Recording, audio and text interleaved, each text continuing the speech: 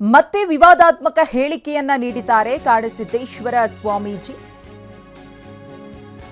ಬಸವ ತಾಲಿಬಾನಿಗಳು ಎಂದು ಟೀಕಿಸಿದ್ದಾರೆ ಕಾಡಸಿದ್ದೇಶ್ವರ ಶ್ರೀ.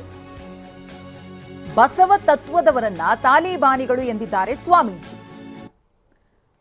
ಹನುಮಾಮಾಲಾ ದೀಕ್ಷಾ ಕಾರ್ಯಕ್ರಮದಲ್ಲಿ ಈ ಹೇಳಿಕೆಯನ್ನ ನೀಡಿರುವುದು.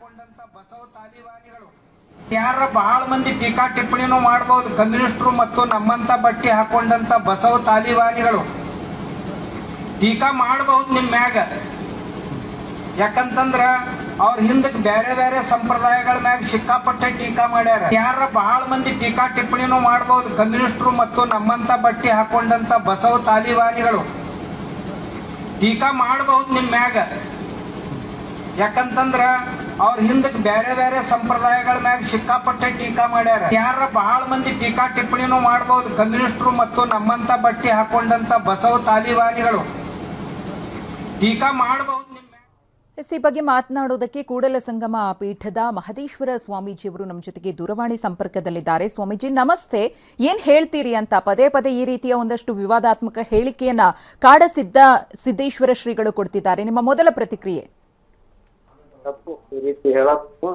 ಈಗ ಆಲ್ರೆಡಿ ಅವ್ರಿಗೆ ಸುಪ್ರೀಂ ಕೋರ್ಟ್ ತೀರ್ಪು ಕೊಟ್ಟದ.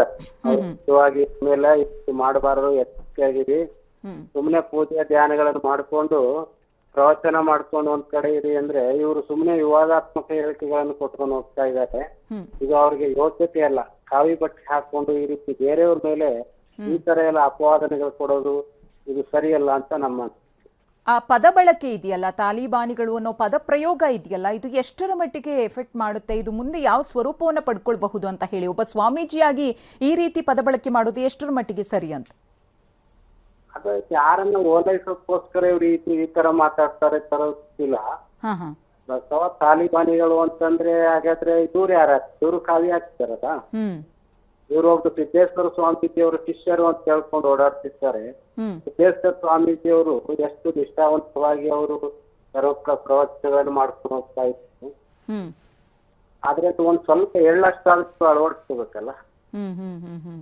ಇದು ಸರಿಯಲ್ಲ. ಈ ತಾಲಿಬಾನ್ ಅನ್ನೋ ಪದಗಳನ್ನ ಯಾರು ಬಳಸಬಾರ್ದು. ತತ್ವ ಅಂತ ಆಯ್ತು, ಬೇರೆ ಯಾರಿಗಾದ್ರೂ ಆಯ್ತು ಈ ಪದಗಳನ್ನ ಬಳಸಬಾರದು. ಓಕೆ, ಧನ್ಯವಾದ ಸ್ವಾಮೀಜಿ ಟಿವಿ9 ಜೊತೆ ಮಾತನಾಡಿದಕ್ಕೆ.